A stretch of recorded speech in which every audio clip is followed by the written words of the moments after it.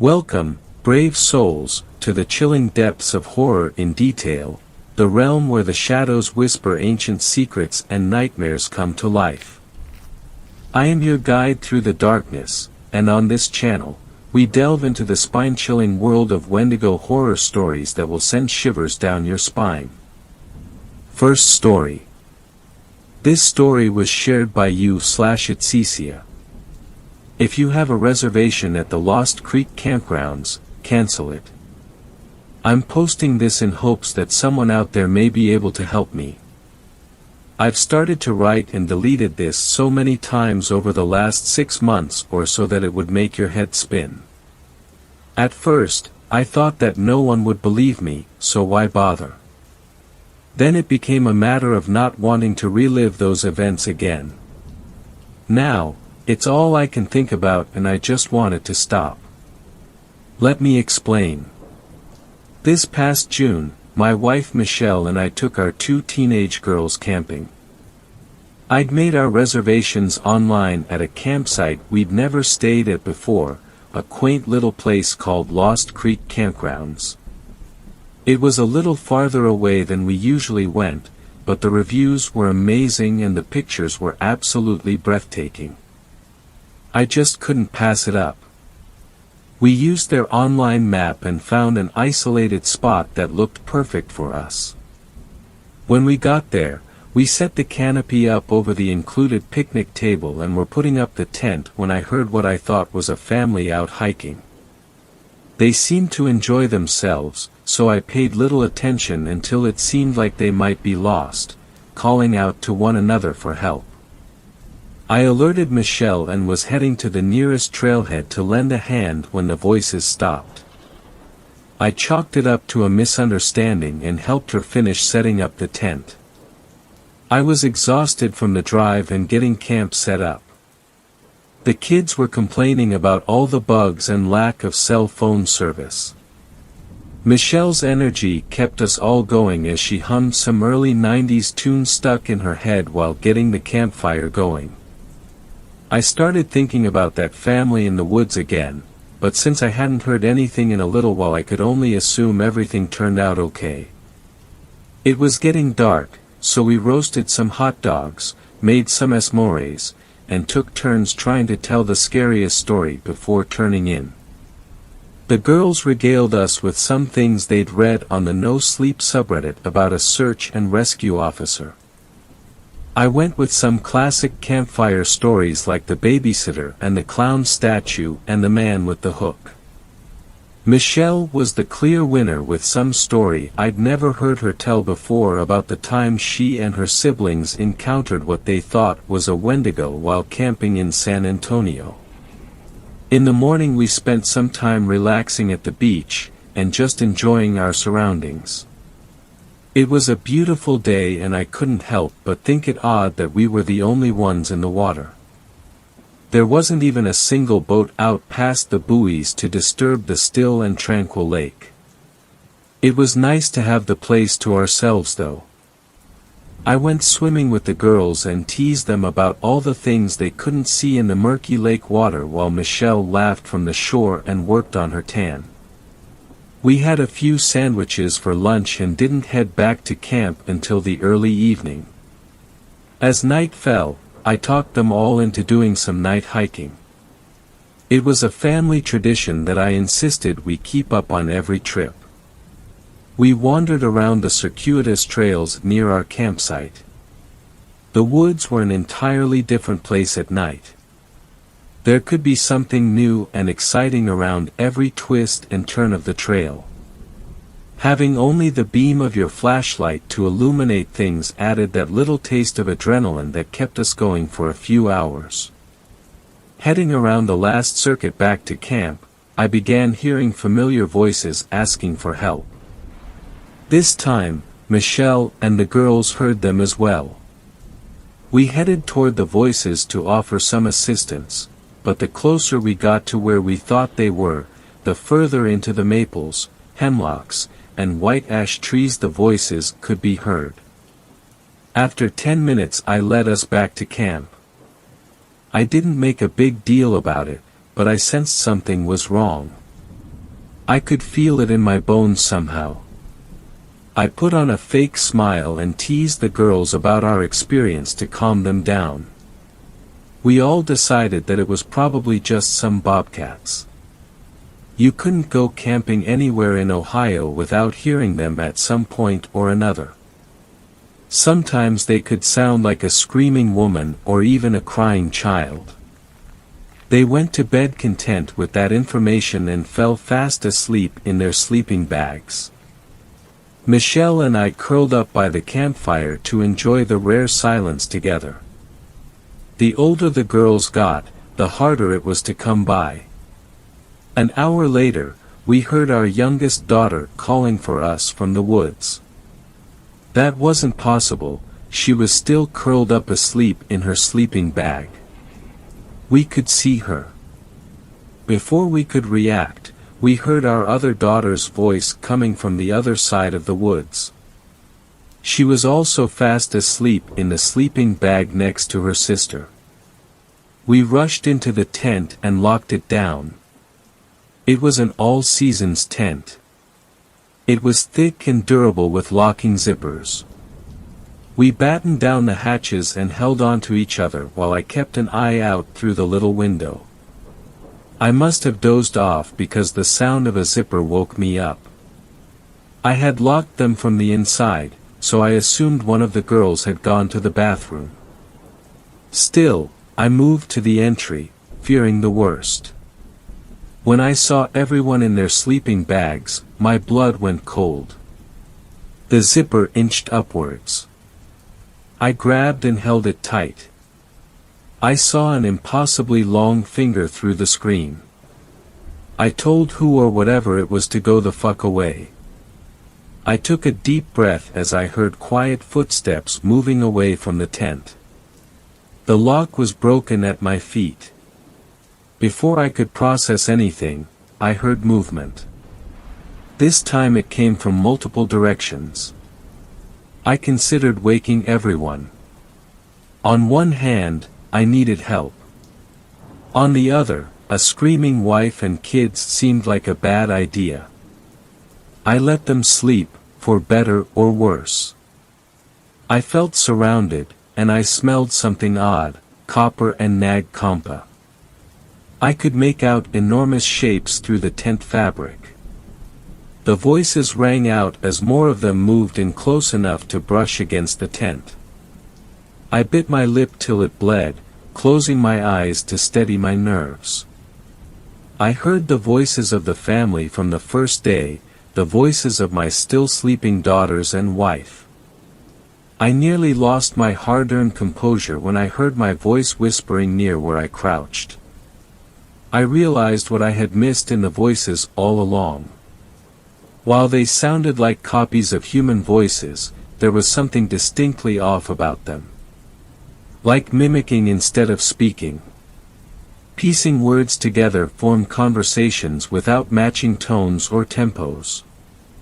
I focused so much on how they sounded I wasn't listening to what they were saying until it became one cacophonic burst of repetition. Hungry. As the first few jagged claws tore long streaks all around the tent, a bright light filled the camp from an unknown source. Through a rip in the entrance door, I could see one of them. It must have been 7 feet tall and was impossibly thin. Its mottled gray skin stretched so tight over its bones that I could see its organs pulse beneath. It glared at me with empty eye sockets so deep that no light could escape them. It lunged at me, ripping the rest of the fabric to shreds as I finally screamed to wake up Michelle and the girls. I knew at that moment, I was dead. There was nowhere to run, and soon we would all be devoured. I shut my eyes as it tore into my chest. An explosion of sound followed by warm liquid raining down on me assaulted my senses, but somehow I was alive. By the time I opened my eyes I'd heard a dozen more small explosions in quick succession, mixed with the confused screams of my family as they were harshly awakened. Men approached the wreckage of our tent, shotguns in hand. They ushered us to their trucks and drove us into the nearby town. I had so many questions, but the men stayed quiet till they got us to safety. They called them forest mimics. Something had been stirring them up over the last few weeks and more people had gone missing than usual. They'd shut down the campgrounds until they could sort it out. Our online reservation had somehow gone unnoticed, and by the time they stumbled upon our camp it had nearly been too late. We never went back for our gear. As a family, we stick to resorts and indoor lodgings these days. Michelle and the girls were lucky. They didn't see what I saw. To them, the story has become that time a pack of wild animals attacked our tent. For me, it's something different entirely. I've developed PTSD and severe insomnia since it all happened. Not even the medication I've been prescribed is helping. Some nights I swear I can still hear those voices chanting that word, hungry, in the dark recesses of our home. A month ago the dreams began, and that's why I'm finally posting this now. In those dreams I can hear more than just that single word. They call out to me in their staggered amalgam of voices, their legion-like staccato, shrieking and begging me to come home. On those nights, I wake up crying. I don't cry out of fear or some sense of personal preservation, no.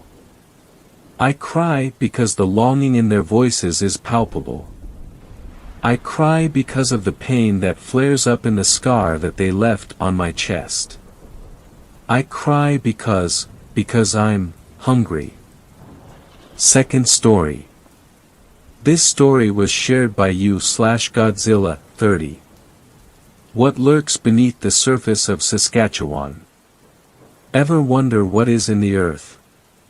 Most would think of the worms and bugs that crawl around in the soil. Others would think of the many dead, man or not, that took their last breath before becoming part of the earth again. Some would imagine the burrows made by animals like rabbits or badgers to provide shelter. A few would think of the hot rock deep below, ever so churning. For me, the earth below us is a place for something else entirely. I shudder to remember all of my experience, but I had to so that it is out there, as a warning to others if they were to experience a similar situation. For most of my life, I have lived in a hamlet in Saskatchewan. I will not tell its name as I do not want anyone to experience what I had experienced, but I will try to put context so that it makes sense to anyone who would be in a similar situation to mine. The hamlet was at one time a town, relying on the railway to provide for its residents and businesses. It was that way until a fire in the early 1920s that destroyed half the town. I do not know how many people died in the fire, however, what is known is that the hamlet never got to its former glory. The only people who lived there were either the religious Mennonites or people who wanted a simpler life. I was part of those who wanted a simpler life, of which I grew up here since I was still an infant since my parents moved from the city of Saskatoon. While I do have a few fond memories, all that I did is do chores and watch TV, while also going to school in another town a few miles from here. We don't farm, unlike those outside of the hamlet, we are more like one of those people whose parents had worked somewhere else. Overall, in this hamlet, almost everyone knew who everybody was, except for me. During my free time, I would read a few non-fiction books and draw maps that would pop out in my antisocial teenage head. In summer, I would go outside and explore the natural world and the hamlet itself. The weird thing I should mention is that our house is the only one of two surviving structures that survived the fire, which is an achievement in itself. The other is an abandoned brick three-story schoolhouse a block away to the south. It is built in the mid-1910s and abandoned sometime in the 70s, maybe because of a lack of funding to keep operations going. It was bought out by many owners, people like us, but wanted their life to be a little more grandiose, but every time, they would either move out or disappear without a trace. We always assumed the ones gone likely moved out without any of us knowing. I was no different. I used to think that the reason they moved out is because it is difficult to maintain, at least cost-wise. I have heard that water, heating, and plumbing are the main problems, at least what I thought. I would occasionally hear, at least, the bells going off from the schoolhouse, most times when it was supposedly unoccupied. I thought it was the Mennonite kids sneaking into the building to cause a bit of grief upon the town. How wrong I was. It all began during a snowstorm, of which I was sleeping in my bedroom. It was very cold, as we had been struggling with water heating at the time, so I tried to stay warm using hand warmers, which I am not supposed to use under this circumstance, but there is really no other way. I was in a shallow sleep until I heard something amongst the howls of the wind. At first, I thought it was just the wind until I strained my ears to listen closer. I could recognize a scream, not the one you would find in horror movies when someone is being killed, but rather an animal in agony, like a cow or something. Usually, if this was the case, coyotes would be yapping around, attacking the animal and sound off their victory cries. Instead, there was nothing else other than those sounds and the near-deafening wind. I think it lasted for a few minutes before it stopped. The next morning, there was no school, but that was the least of my concerns.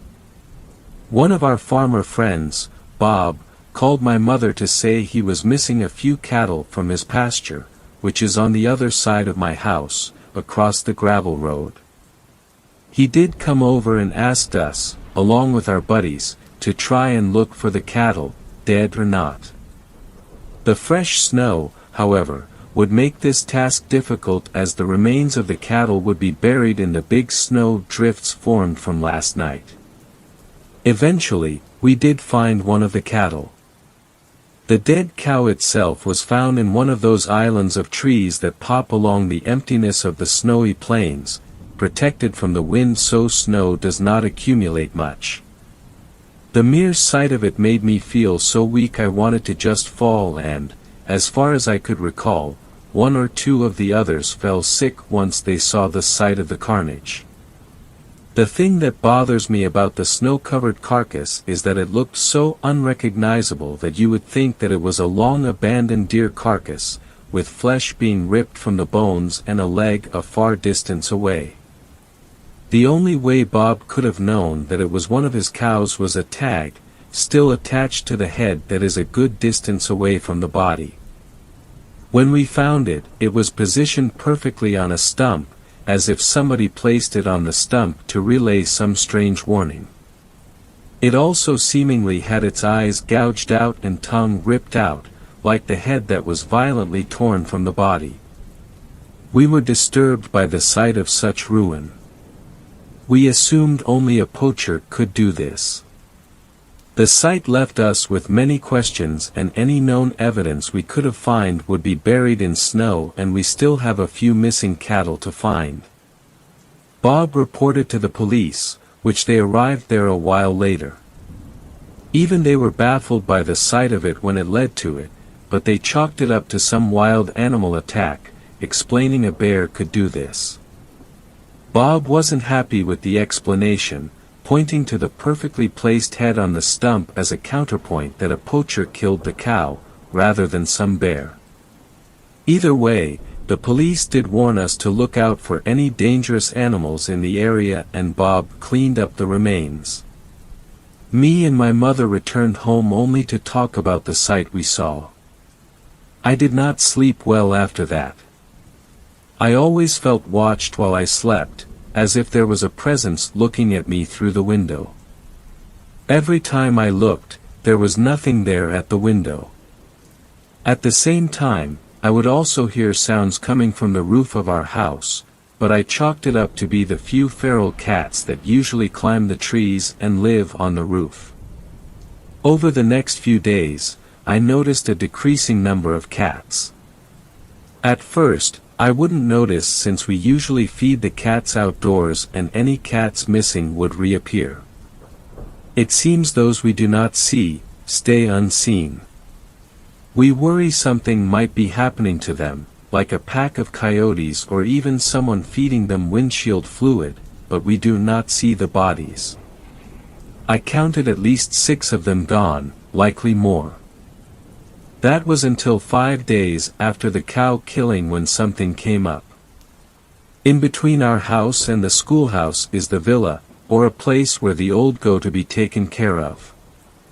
The reason for the villa to be there is, at least what I thought, simply down to the fact the elders wanted a simpler life, like the rest of us, Mennonite or not, for the rest of their days. Today, however, things are getting more complicated than anyone could handle. As far as I heard, on that morning, one of the people there walked down the driveway at the villa and saw something red around the tree. He went closer and realized that there are objects around the tree within the red-stained snow. The man noticed something terribly wrong with what he is seeing. What he was seeing is 7 poorly severed heads of cats within blood-stained snow, and he looked up to see their torn bodies hanging in the bare tree branches. He turned to call out the others on this grisly spectacle, and more people surrounded the tree. Even the neighboring Mennonites went to see the sight, only to recoil at the mere sight of it. The police eventually arrived, and this time they cleaned up the scene, leaving behind a tree surrounded by blood-stained snow. This was told to me by Barney, one of our neighbors who went to the scene. He stated that he thinks somebody is killing the animals for the fun of it, while also thinking this is somehow connected to the missing cows. I was struggling to comprehend who or what is doing this or the actual reason behind this. I went outside to look at the blood-soaked snow that moats around the tree. As I looked from the entrance to the villa, I started to think the cats weren't killed by the tree, as there was seemingly no sign of a struggle in the snow.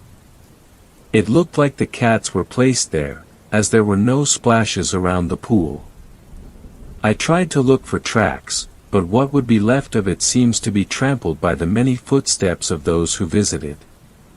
As I was walking back to my house, I heard someone yell out something from a distance away.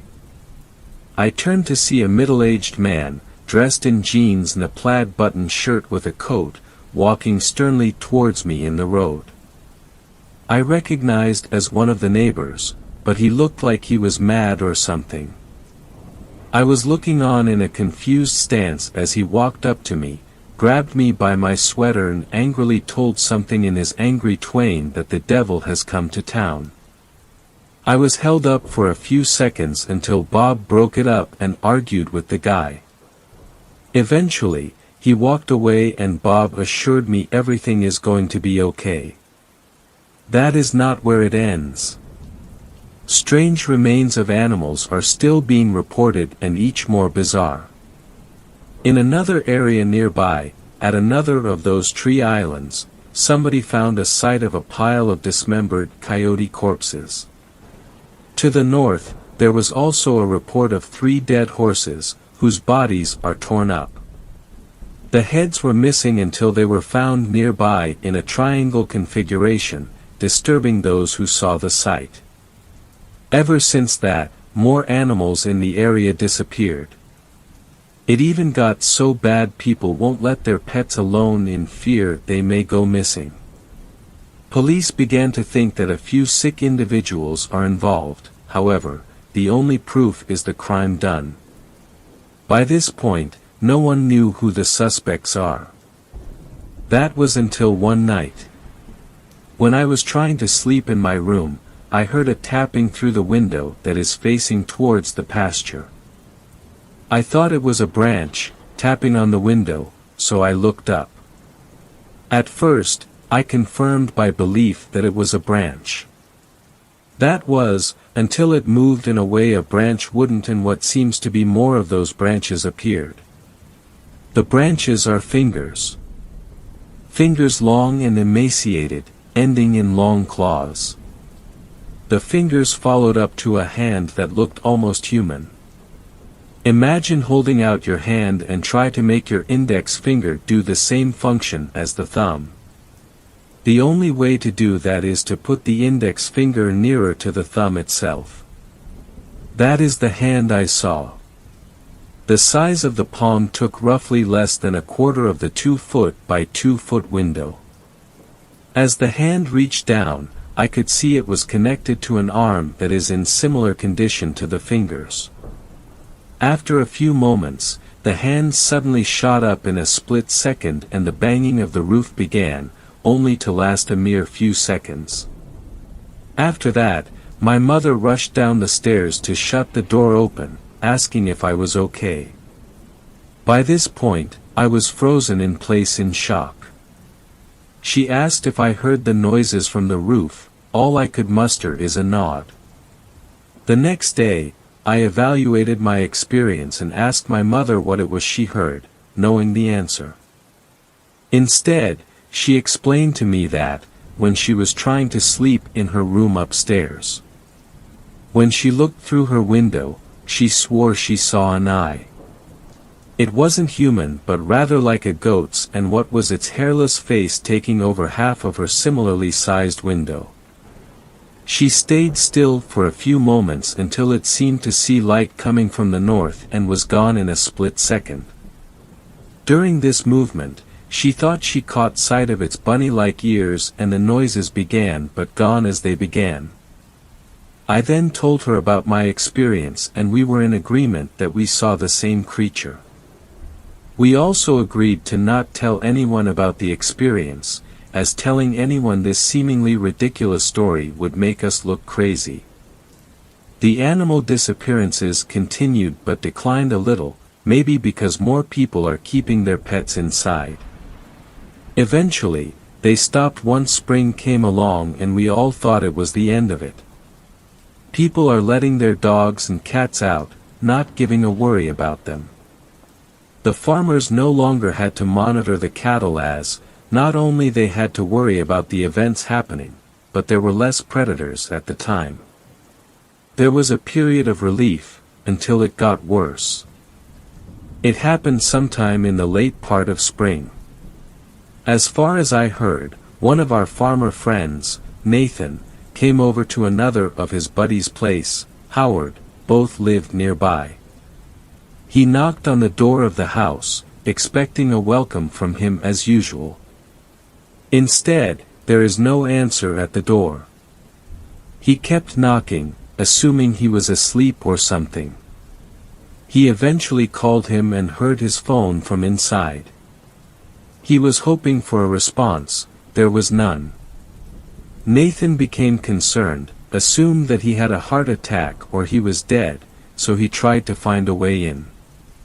He looked around the house, crowbar in hand, trying to look for a window low enough to open. He found none, so he got through the door and went in. As he walked up the stairs and into the first floor, he saw there was nothing wrong. Everything seems to be in place until he went to the bedroom where Howard is supposed to be. When he opened the door, the place was a mess. Bed sheets were everywhere, drawers have fallen down, broken glass and, oddly enough, the bed that is upside down near a broken window. He could see the phone near the bed, broken but working. He called the police to report this and they did an investigation once they arrived. That is at least what I was told. Either way, Howard was missing. Howard wasn't the only one missing, however. He was the start of a series of odd disappearances that continued all the way through summer. It ranges from the usual, like a hiker going missing, to the bizarre, an entire family disappearing from a home without any reason. I think I counted at least 15 missing throughout. What makes this more unusual is the supposed perpetrators seem to never leave a trace, other than the damage they leave behind, from broken windows to smashed-in doors. The police were confused, trying to find every suspect possible. To some, it seems like the same people who killed the cats and took their pets are starting to take the people. Others find it really unexplainable and scary, so they took the effort to not go alone outside at night, fearing they may become missing. It went so far as to hunting parties looking for the group responsible and, still, they happened. Animals began disappearing again, albeit at a lesser rate. People still kept their pets inside and farmers began to monitor their cattle again. It was a risky time. Nothing is safe once the sun goes down. All that was my summer break was staying inside most of the time, playing games with my mother and drawing fictionalized maps. I then remembered the night that I saw the hand and I at least thought it was connected to the disappearances. I then looked on the internet for anything that described the creature. The closest thing I found to the description of this thing is the Wendigo, who you all know, with the skinwalker a close second. Wendigo, however, are still somewhat human and don't have bunny ears, nor does a skinwalker turn into a hairless abomination we saw on that night. I looked harder, finding no luck on it. Until I found something unexpected. I can't remember the site, but it had to do something with Cree legends in the area, of which included the Wendigo, just under Wetiko. What I read was different from the story of the Wendigo. It had to do with the mythology of the moon rabbit, who wished to ride it one day and asked Crane to take him to the moon. Along the way, his hand is somehow bleeding and marked it on Crane's head, explaining the red mark on every Crane's head today. What it did not tell, at least according to the site, is that the moon rabbit had a brother. As the story goes, they wanted to ride the moon together and they asked Crane to carry them up there, but Crane could only carry one at the time. The moon rabbit was being carried by Crane when his brother jumped and tried to grab upon his paws, only to scratch them and fall back down. Stuck on the ground, he could only watch as his sibling went up towards the moon. The winter air came and he went into his burrow to sleep. He woke up early, figuring the snow would be gone. The snow is gone, but the plants haven't turned green, so he tried to start a fire. The fire then spread, forcing him into his burrow and waiting until it died itself off. When he came out, there was no food in sight and so he starved, thinning each day and losing his hair. One day, a deer arrived and, in sheer desperation, killed the deer to savor his hunger. On and on, every animal he saw he killed and ate, but he wasn't satisfied. Even when the grass returned, he was still accustomed to eating the flesh of others, only hunting at night to see his brother, riding the moon and hoping to come. Man then arrived and, unlike him, only killed when they needed to. The hungry rabbit contorted himself to be more manlike to be with man, only for them to be revolted by its horrific stature. Angry, he killed the whole tribe and ate them. The other tribes, hearing of this, descended upon the land he resided, burning the land so there was nothing for him.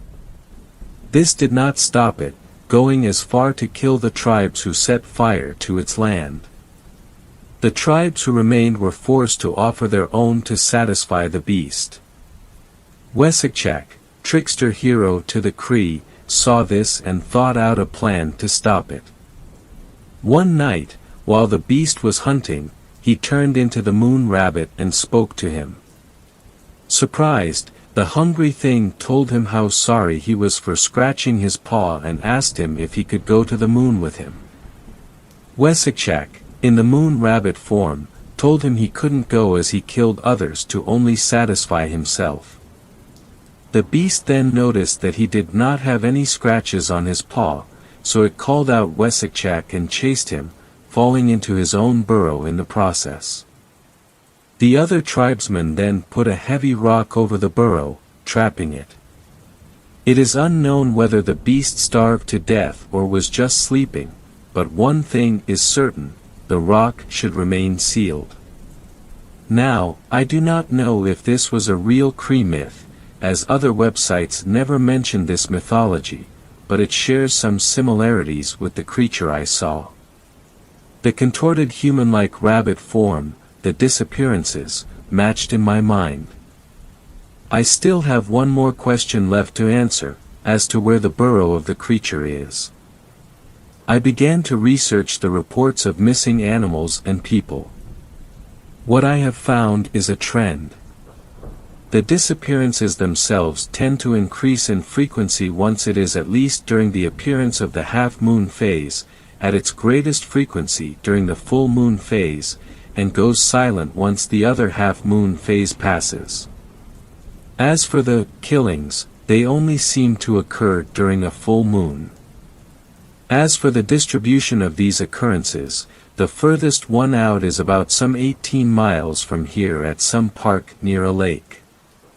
From there, they seem to get more frequent the nearer they are to my hamlet.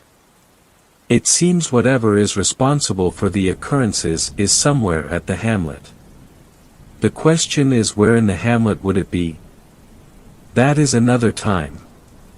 For then on, the occurrences continued, until early fall when things changed.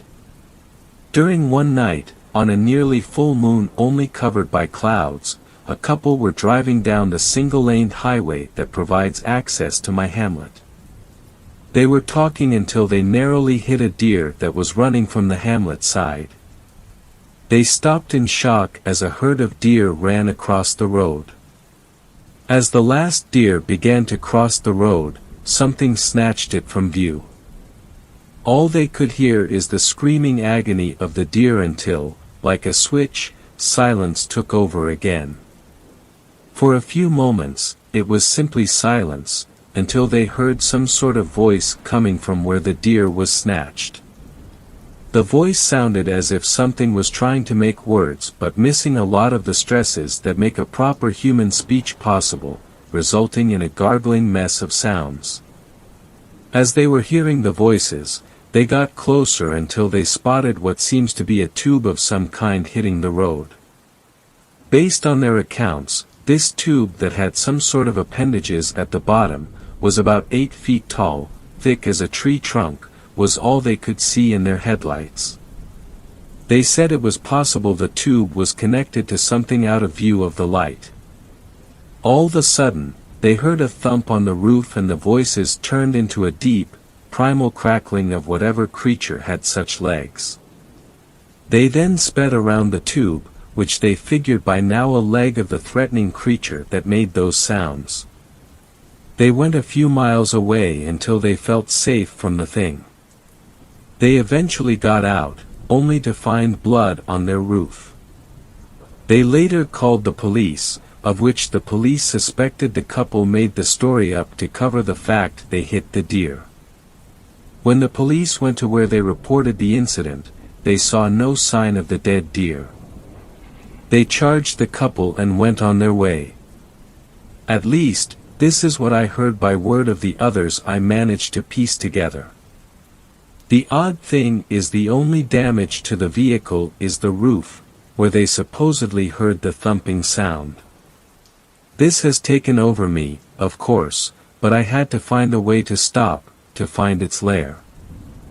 I had tried to look for the location of where it could be. I guess I was frantic. It affected my life at school, with grades lowering and not handing in schoolwork on time. I was distracted by this point. As classmates would talk about theories of Wendigos or skinwalkers, I was more interested in the location of the supposed creature. Sometime in the middle of fall, during a clear, cold night, I was in bed, sleeping until I heard something in the distance outside. I sat up in bed and I wasn't sure what it was at first. The longer I listened, the more I am convinced the bells are ringing at the schoolhouse. I found it unusual that someone would ring the bell in the night. Investigating this, I carefully grabbed my shoes and my sweater and came outside, to the middle of the road. Walking towards the schoolhouse, the sound grew louder and louder, constantly ringing until it slowly stopped. I was confused, looking towards the schoolhouse in stark confusion. I had a feeling in my gut that I was being stalked by something, a haunting feeling I still remember to this day. All of a sudden, something hit my head and all went black. I then woke up in a slightly lit area, immediately noticing something wrong with my vision. Touching the area where my right eye should have been, I was instead met with a hollow, and it was becoming apparent as it began to hurt. I reached out to the front of my left eye and noticed blood on my finger. As much as it scares me about a missing eye, that was the least of my concerns as I was looking around to see the area. Where I am at, it is a large cavern, minus the stalactites, basking in a warm light coming from my right and smells of rotting meat. When I looked down, I was shocked in horror as I saw the wretched bodies of many animals. It is hard to remember this, the trauma it had caused me was permanent, but I'll try to describe what I did to get out of there. I was looking around, frozen like a deer in headlights, at the many corpses that lay in this cave. I then shook it out, remembering that I had to escape this hell. I carefully moved over the corpses, trying not to step on them and aware something could still be in the cave. Eventually moving to a clear enough path, I moved to where the light came from. I noticed that the orange light flickers. Getting closer, I realized it was a fire going, a relatively large one. Missing an eye puts me at a disadvantage, as anything to my right would be blocked by my nose.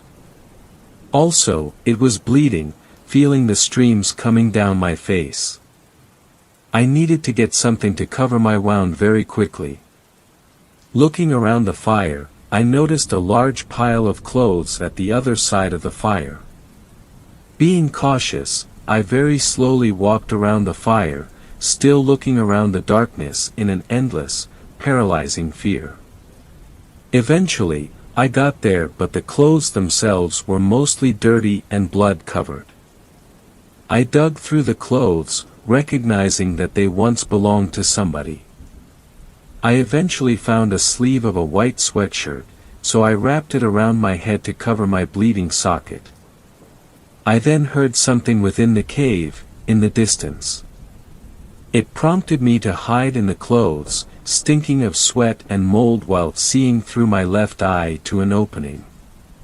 It sounded like scratching and footsteps, getting closer and louder to the fire where I am staring. The scratching then stopped and the footsteps continued, assuming it was in the cave already. Looking behind the fire, I could see a hairless, pale, small-bodied figure walking around on thin legs and carrying something in its thin arms. As it walked into darkness, I thought I saw its bunny-like ears upon the head of the creature. All of a sudden, it produced a sound that sounded like an angry bull but higher pitched, almost like a blood-curdling scream of a woman about to die in the horror movies. The thing came out of the darkness. The sight of it will haunt me in my dreams as I saw its face for the first time.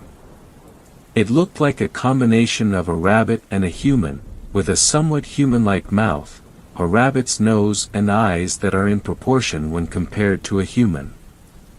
I could tell the eyes are dilated, with large pupils taking up half of its eyes. I could see what seemed to be blood around its mouth as it opened them. The teeth looked like broken glass placed haphazardly all over the inside of its mouth as it gaped unusually wide, nearly reaching to the base of the neck, as it produced that same scream. It seems to be looking all over the place for something, going under the bodies and turning over the bones and screaming. It seems to be angry that I am gone from the body pile it had made. It then went around the fire to crouch down in front of the clothes pile, blocking the light and my view as it reached out with those familiar large hands towards me. The creature then hesitated as there are noises coming from the entrance where it came from. The noises themselves sounded like shouting, but the creature screamed, filtering out the voices. The creature quickly walked towards the same entrance, clawing through the entrance until its sounds were gone. I could hear gunfire coming from the entrance as more footsteps are coming, but more human this time. I then saw Bob and a few other men with flashlights and shotguns running into my view, also searching for me but for an entirely different reason. As one of the men got close enough to the clothes pile, I reached out my left hand and the man noticed. He then called out the rest of the men to come to me. Bob looked at me shocked and he picked me up, carrying me while surrounded by the others. As we got to the entrance, the men turned around, shining their flashlights, only for the creature to pop out. The men began shooting it, with some shells hitting the creature and the others at the cave walls. It is affected by them, adding to the collective of bullet holes already in it. This did not slow it down, as it proceeded to grab one of the men and bite off his head, only to toss it aside as it swiped at another of them, throwing him across the cavern. We went between its legs, narrowly escaping the thing as the others are still shooting the thing, with some shells zooming past us. Bob ran and ran through the cave for 10 minutes until we met with the other men. There, a rope ladder is there, going up about 100 feet. A rope then came down as the screams of the creature got closer and closer. Bob proceeded to put me down on a board and wrapped the rope around me at the belly, eventually tying me down to the board. I was then pulled up as the others began to shoot down the entrance, towards the hellish thing coming. Some of the men began to climb the ladder and, for a few minutes, I could hear shooting and screaming coming from below. Eventually, I was being dragged out of the entrance by a few others, and that is when I began to be in and out of the blackness. Eventually, the darkness took over and I thought I was dead at the time. I woke up in a hospital bed, within the blue sheets and still missing vision from the right eye, but less blood. I looked around in the white sheet walls, when I saw a hand poking out. The curtains opened to reveal my mother. She was crying and came at me for a hug, telling me that she is worried about me. The nurse came in to tell me that, other than the missing eye, I'll recover. They stayed around for a few minutes, while we chatted about life at home. Eventually, my mother said her goodbyes and the nurse said she'll return to check on me. After they left, Bob came out, walking towards me to give me a hug. I asked what happened and he was hesitant, telling me if I am sure that I wanted to hear this. I shook my head in agreement. He told me slowly that he heard of my taking by one of the elders at the villa. The person claimed the creature went to the schoolhouse and somehow squeezed through the windows of the schoolhouse. The elder eventually called Bob to tell him about it. Bob did not believe this at first, but the elder is adamant about it, swearing to God even. He drove to the schoolhouse to find it empty at first. He kicked down the doors of the building and gained access. At first, the room seems perfectly normal, only to notice a hole in the wall. He walked down the stairs behind the busted wall to a stone basement. Within the basement, he saw what seemed to be some kind of stone altar. In front of this stone altar is a big hole, roughly about 10 or 20 feet in diameter. The moment he thought something is wrong was when he saw pools of blood near the entrance. He exited the building to call up his buddies, of which he told them to get flashlights and shotguns.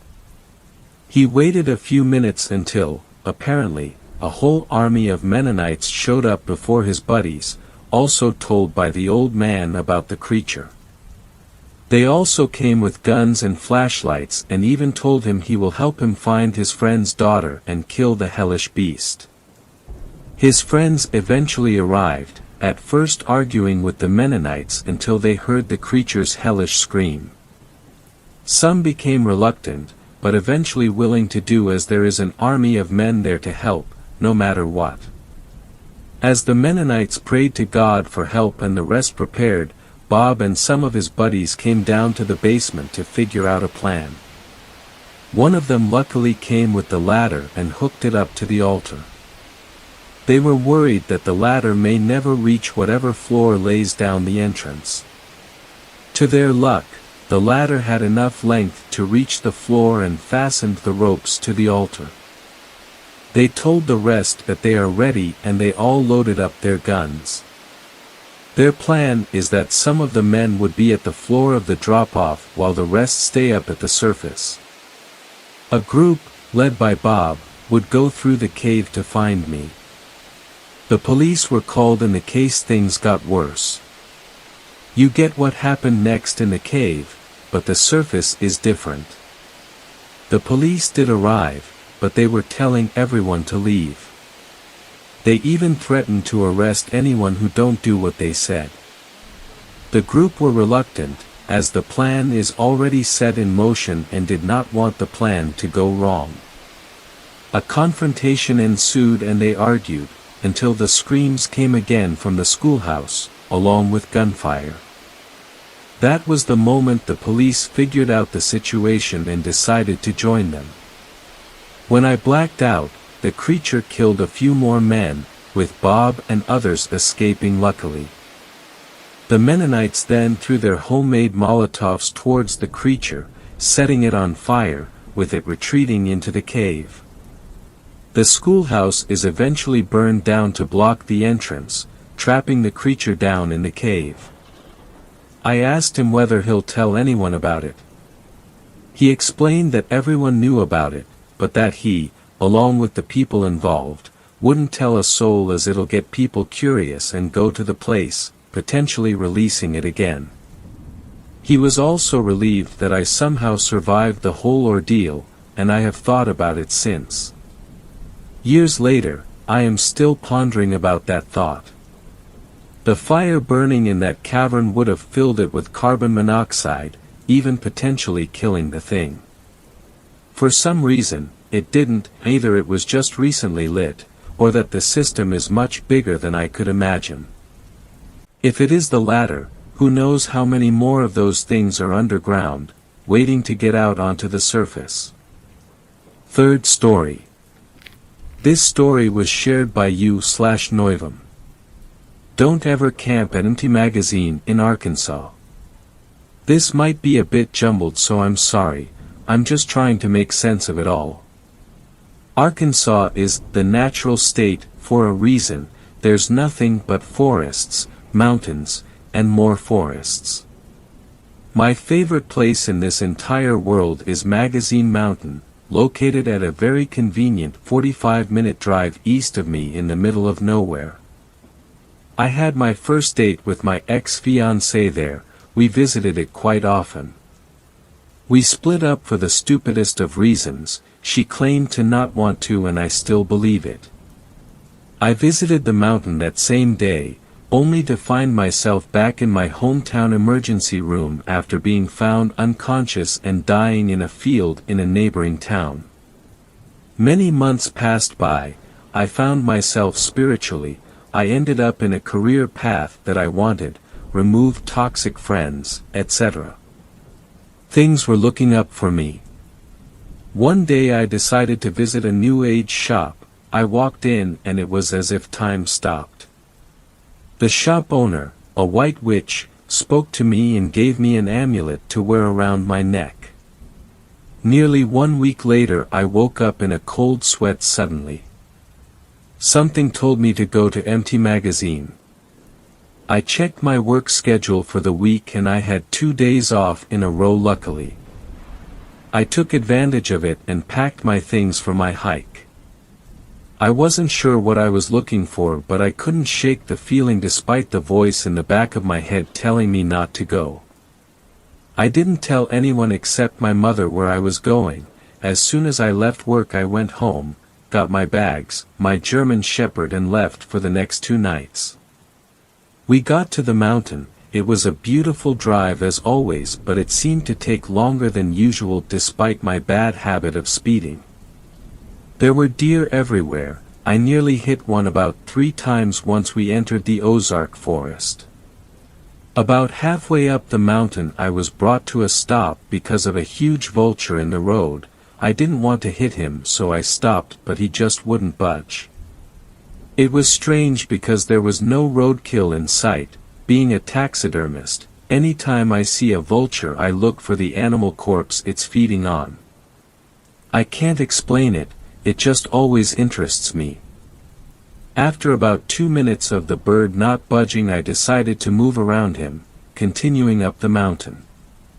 I couldn't shake the uneasy feeling I had once I had entered the forest, but I continued. Once I reached the top I visited several of my favorite spots, and while wandering I stumbled upon a new area near one of the cliff edges. The sight up on Empty Magazine is something that is unmatched. However, there was nobody in sight, aside from the employees at the lodge. Not only that, but it was silent. No bugs, no birds, not even an echo from my voice. It was extremely unnerving. I headed to the lodge and ate at their restaurant. It was pretty good, but not the best. Once I left the restaurant I grew extremely drowsy, which was strange because it was only 7 p.m. and I usually stay up until 1 a.m. most nights.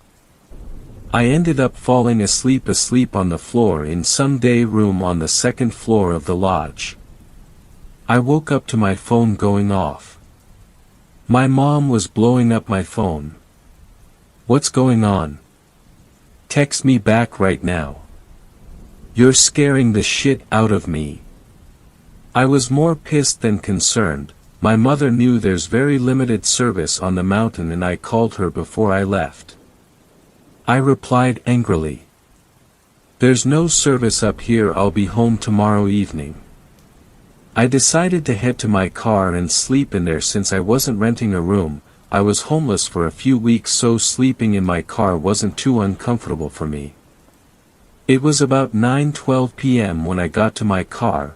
It didn't take too long to fall back to sleep, but I remember, right before I slipped into unconsciousness, I could hear someone outside my car window, screaming. I had very vivid, terrifying dreams. Or what I hope were dreams. I remember one being me standing in the middle of the road on the mountain. There was a spotlight behind me, and there were eyes everywhere.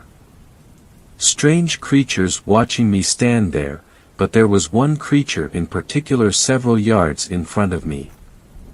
It didn't have much of a defined shape, but I can compare it to a large deer. Whatever it was surrounded by crows.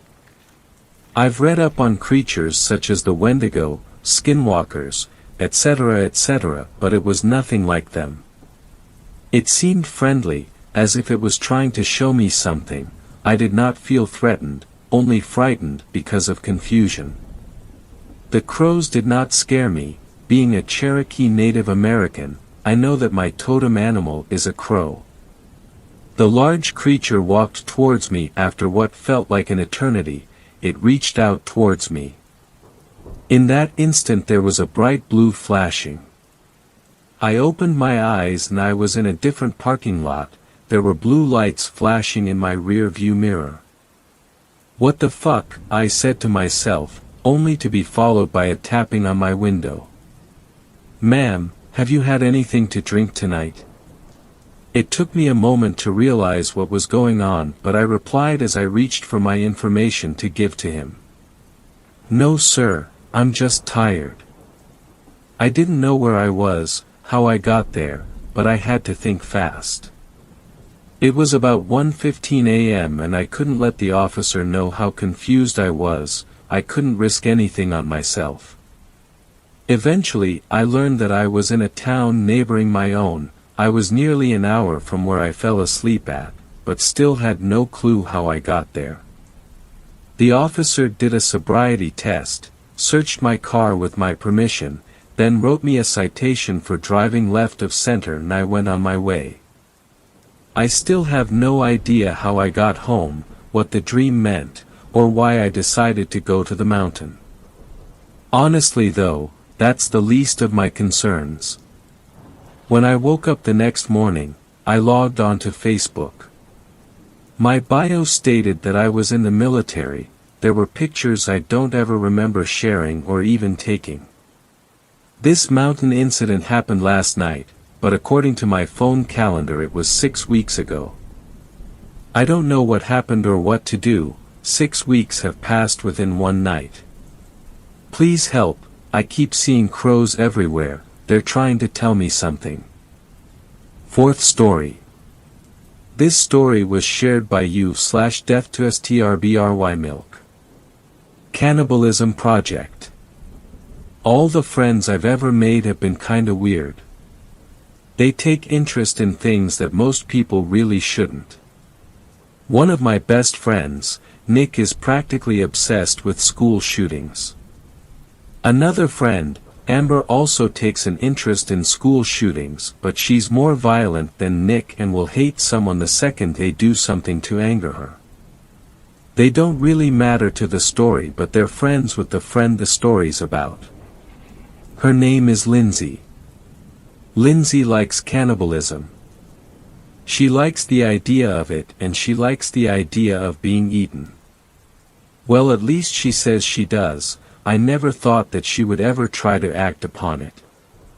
She's the type of person to say something like that to seem quirky, never actually mean it. This year, in the beginning of a school year, we were assigned a project in science. The teacher said we could do it on literally anything we wanted. It didn't even need to be school appropriate. Of course, however, most of the other people did things like video games, homework, or pets. We were able to work in groups. Lindsay wanted to work with me and a few other friends in the class. The project we did was why humans have negative reactions to things not normal. Lindsay suggested we do cannibalism. The group agreed. We thought it was funny at the time. The group ended up having to do more examples such as incest, bestiality, and polygamy. Lindsay suggested all of them except incest. That was suggested by the girl who did the most work on it. She actually likes it too. Like I said, my friends are weird. Well, anyway, before we had kinda broken up to do each example, we were going to all do cannibalism. We used Chromebooks given to us by the school to do research.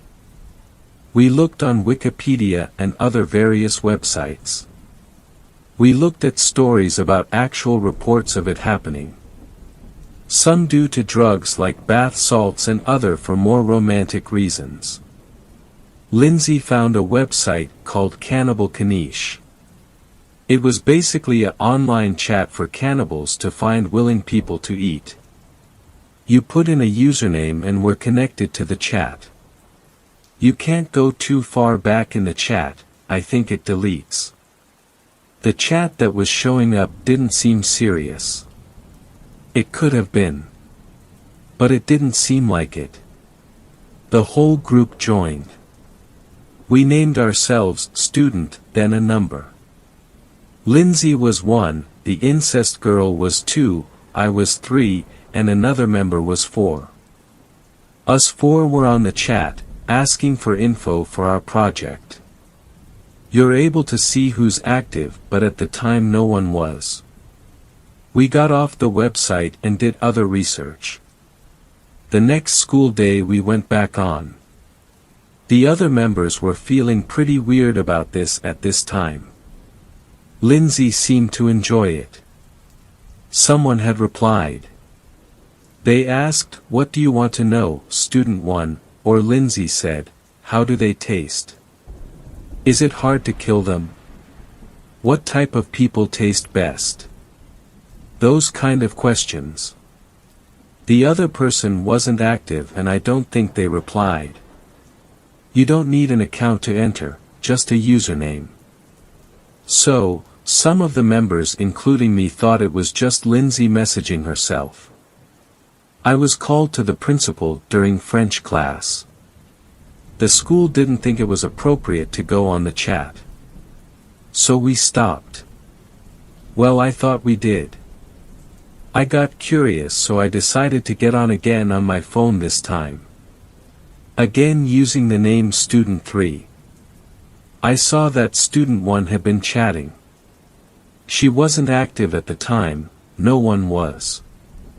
The chat was talking about how Student 1 was willing to meet up with someone and give them her leg. She told her where we lived. Like, the state I mean. Not even the city or anything. I asked her the next day in science and she said she only said it to get more info for the project. I believed her, I don't know why but I did. We finished the project and got somewhere in the high 80s. Pretty good considering how much we had fooled around during the project. A week after the project ended and we had turned it in, Lindsay didn't come to school. But this was normal for her, she was either sick or at therapy. A few days later and she still wasn't in school. Her mother was never the best, often not caring about her and yelling constantly. We began to fear that her mother did something. I went on to the chat again. Student 1 has been speaking. There isn't a way to tell when the chats are sent, so I don't know if it was recent or before she had been missing school. It was talking more about meeting up. About 2 days later my mom told me about a girl who went missing from my school. It was Lindsay. Her older sister had finally reported a missing person, it wasn't her mother. I kept a close eye on the chat. I was certain that the reason of her missing was due to this. Some of the chat Student 1 sent was talking about how the person could take and eat her right leg. A week later and a week of checking the chat constantly, Lindsay was found. She seemed like she collapsed near a cafe. She was found by the owner of the cafe. It seemed like she had been tortured and not fed. She had tear streaks coming from her eyes and she seemed exhausted. The police report came on the news. It said that she had run away from her kidnapper. Her right hip and ankle were broken. I was freaked out. I couldn't tell the police because they would have investigated and possibly find that my two friends were obsessed with school shooters. I didn't want to get them in trouble. I checked the chat again, the other person had sent, "Come back." Fifth story. This story was shared by you/treefrogmaness. Found an old journal in Sierra Nevada mountains.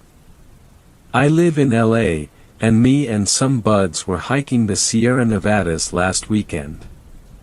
We thought this was some pretty cool shit, and one of them said I should post it here. The journal was in a wooden box in a shitty little shack that looked like it has been abandoned for a long-ass time. August 14th, 1848. Tomorrow we enter the mountains. It is to be the most difficult part of our journey, but because of the new, faster route, we should be safely arriving at our destination on the Pacific weeks before the first snowfall. Today Jeremiah and I succeeded in killing a rabbit to add to the evening stew. Everyone was most pleased with the extra food in their bellies. I look forward to the day when we can all sit by the seashore, our pockets full of California gold, and feast upon the bounty of delicacies the West has to offer. September 28, 1848. We have yet to transcend the mountains. The new route is saturated with fallen logs and streams. Our progress has been tedious. It seems as if the second we cross one treacherous stream, another obstacle appears in the road ahead. Even so, I believe sincerely that we will indeed arrive in California soon enough. Just a bit behind schedule. October 4th, 1848. The rear wheels on the Smith family's wagon simultaneously splintered to pieces on the trail today. We shall have to delay ourselves yet another day to repair the damage tomorrow. I fear that we are not moving fast enough, as there was a distinct chill on the air today.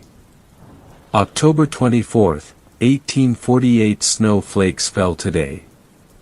With the snow came the realization that we are not going to get out of these mountains before the snow falls. We make a mile a day, and that discounts any unforeseen circumstances, which have become quite common, broken axles, injured horses, and the like. We have enough rations to last a month, at best. God help us. November 18th, 1848. I believe that it would be easier to travel to the moon in our wagons than to travel on these so-called trails. Even without the snow, they were more like animal paths than wagon roads. It became impossible to move the wagons after the first big storm. We did what we thought was best, disassembled the wagons to build a series of makeshift shelters, 2 for us, and 1 for the oxen. We've since been living off of our rations, which have been taken sparingly as to prolong them. Even so, we are undeniably running out. I do not know what we will do when the food is gone.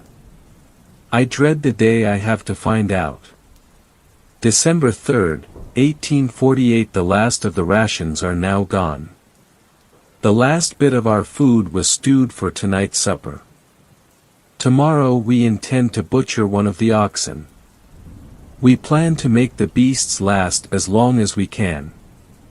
December 25th, 1848. We have 2 oxen left. I anticipated the meat to last much longer. The snow will not melt for a good while. The thought of my children going hungry as I stand by helplessly sickens me. Our celebration of Christmas was composed of a mite of caroling and an extra slab of meat. January 13th, 1849. I had to club the dog today. I love the loyal old hound, but I love my children more. I cannot bear watching them starve. So I did what had to be done. Jeremiah, being the oldest, understood that it was something different than the oxen, the last of which was consumed the day before last. When he asked what it was, I told them all that I managed to dispatch a pair of squirrels. I don't think Jeremiah believed me, but he held his tongue. Now what do I do? Every living creature that accompanied us has been eaten. January 21st, 1849. For the past week, we've been eating thin soups composed of evergreen leaves and the leather of our boots and belts. Now, even this meager source of nourishment has been depleted. We never should have come here. February 6, 1849. Mary passed on today. She was so frail. We all are, nowadays.